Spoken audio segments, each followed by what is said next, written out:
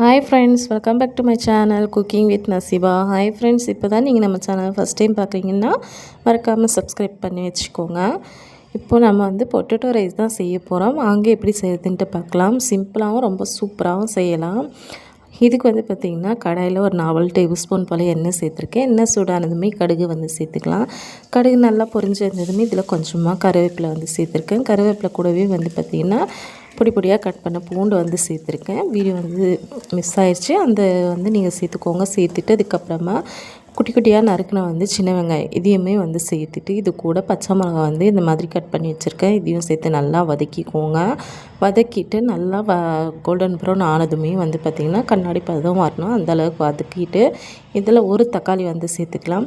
தக்காளி சேர்த்து ஒரு 5 நிமிஷம் போல் வதங்கட்டும். வதங்கினதுக்கப்புறமா வந்து பார்த்திங்கன்னா குட்டி குட்டியாக வந்து கட் பண்ண உருளைக்கிழங்கு வந்து இதில் நம்ம சேர்த்துக்கலாம். உருளைக்கிழங்கு வந்து சேர்த்துட்டு இதுக்கு வந்து பார்த்திங்கன்னா கொஞ்சமாக வந்து மஞ்சள் தூள் வந்து சேர்த்துருக்கேன். மஞ்சள் தூள் கொஞ்சமாக மிளகாய்த்தூள் ஒரு 1/2 ஸ்பூன் போல் மிளகுத்தூள், அதுக்கப்புறமா ஒரு 1/2 ஸ்பூன் போல் மிளகாய்த்தூள் இதையும் சேர்த்துட்டு இது கூடவே வந்து பார்த்திங்கன்னா தேவையான அளவு உப்பு வந்து சேர்த்துக்கோங்க. உப்பு சேர்த்து நல்லா எல்லாமே கிளறி விட்டு ஒரு 5 நிமிஷம் போல் மூடி வைங்க. மறுபடியும் ஒரு டைம் ஓப்பன் பண்ணி நல்லா கைவிடாமல் நல்லா மிக்ஸ் பண்ணி விடுங்க. அப்போ தான் அடி பிடிக்காமல் இருக்கும்.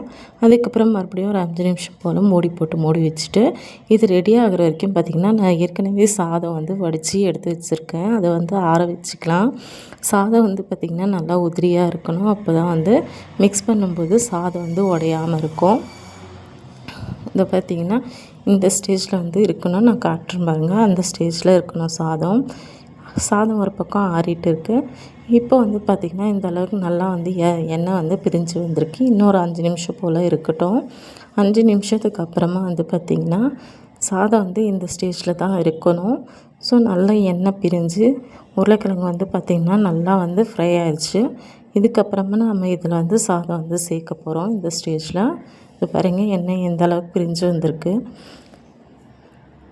இந்த ஸ்டேஜில் வந்து பார்த்திங்கன்னா நம்ம வந்து சாதத்தை வந்து சேர்த்துக்கலாம். நமக்கு எப்படி உருளைக்கிழங்கு வெந்திருக்குன்னு பார்க்கறதுக்கு கரண்டி வச்சு இந்த மாதிரி நம்ம ப்ரெஸ் பண்ணால் 2ஆக வந்து உடையும். அதுதான் ஸ்டேஜு தெரிஞ்சுக்கிறதுக்கு.